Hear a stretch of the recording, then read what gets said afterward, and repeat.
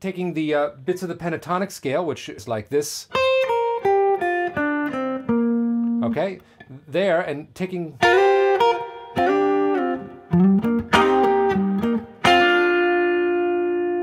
all right, that's a cool lick, and that has a different flavor than these more third. There's your A. The B is going to work too. Okay, you're going to have this B, and the E is going to be like an add 11. Okay, up here would also be part of the B, that inversion.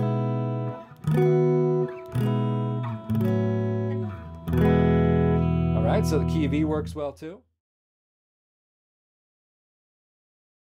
Now this helps us in quite a few ways. First of all, it helps us remember our inversions of dominant seventh chords really easily. You always start with a diminished seventh chord and then lower one note. So lower, for instance, this note here, and what do you get?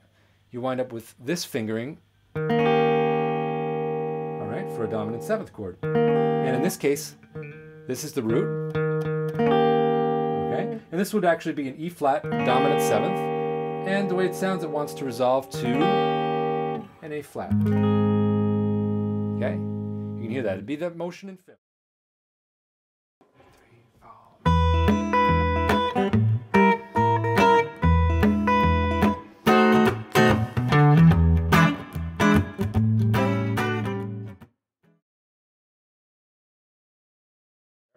So just the plain quartal harmony stacks. Let me play through all of them. Actually, bring it back up.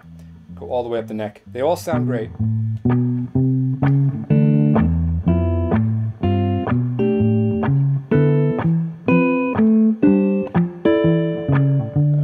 Work just fine. Now they can get boring after a while if you're just doing that the whole time.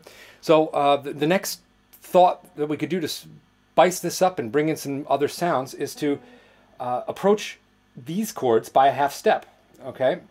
And you can either come from a half step above or a half step below and come up with some phrases that then use these, something like this.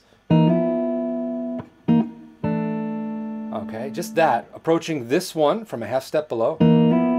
Gives a little tension and release.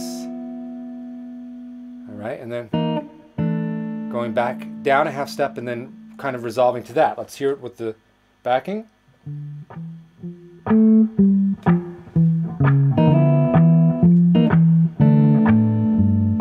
All right, that sounds pretty cool. And you can do that in any of these cases.